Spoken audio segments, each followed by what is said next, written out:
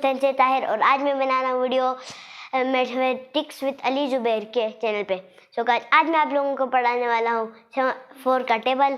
तो चलो गाइस शुरू करते हैं। तो सबसे पहले 4 के टेबल में आप मुझे ये बताइए कि आप मेरी हैंड राइटिंग को 10 में से कितने रेटिंग देंगे। आप कितने रेटिंग देंगे ये मुझे कमेंट बॉक्स में ज़रूर से ज़रूर बताना। तो चलो गाइस अभी टेबल पढ़ना शुरू करते हैं। तो सबसे पहले जो आता है वो है 4 1 जार 4 मीन्स कि 4 1 जार 4।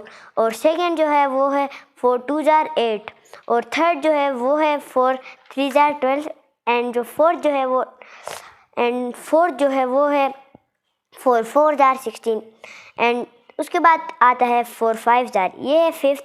और 4 5 जार 20 होता है और 4 6 जार होता है 24 और 4 7 जार होता है 28 एंड ये थर्ड लास्ट जो होता है वो है 4 8 जार 32 एंड जो सेकंड लास्ट होता है उसका नाम वो है 4 9 जार 36 एंड जो लास्ट में होता है वो 4 10 जार 40।